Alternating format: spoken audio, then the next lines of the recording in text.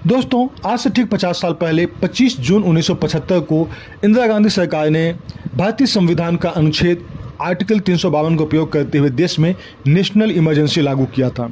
हालांकि इसके पहले भी 2 बार नेशनल इमरजेंसी लागू किए गए थे, जो कि 1962 में और 1971 में था।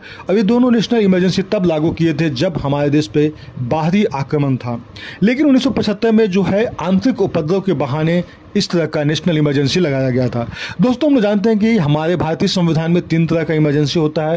पहला जो कि आर्टिकल 352 है नेशनल इमरजेंसी के लिए, दूसरा आर्टिकल 356 है जिसको कि हम लोग प्रेसिडेंट रूल कहते हैं, राष्ट्रपति शासन, और तीसरा है आर्टिकल 360 जो कि वित्तीय इमरजेंसी यानी फाइनेंशियल इमरजेंसी के बारे में हमारे भारतीय संविधान में मेंशन किया गया है। लेकिन दोस्तों, क्या हम लोग कह सकते हैं कि अभी के समय में हमारे देश की जो लोकतांत्रिक संस्था है वो ज़्यादा मजबूत हुई है?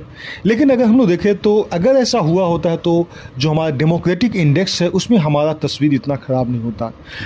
179 देशों की सूची में हम लोग 100वें नंबर पे हैं, जो कि पूरे विश्व में सबसे बड़ा लोकतंत्र का एक नमूना माना जाता है भारत को। वैसी स्थिति में हमारे यहाँ लोकतंत्र का सही मायने में हम लोग बहुत पीछे हैं। लोकतंत्र का मतलब सिर्फ चुनाव और सत्ता का हस्तांतरण नहीं होता है, बल्कि हर एक संस्थान की कार्यशैली में उसकी खूबी झलकनी चाहिए।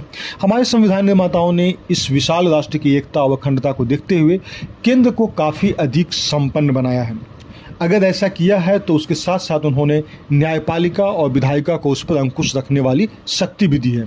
आपातकाल इस संतुलन को विकृत करने का एक कोशिश होता है, लेकिन हम लोग ये कह सकते हैं कि लोकतंत्र के सभी स्तंभ अगर अपने दायरे में काम करते हैं तो एक दूसरे की शक्तियों का अतिक्रमण नहीं करते हैं, तो इस देश का लोकतंत्र बिल्कुल अक्षुण्ण रहेगा।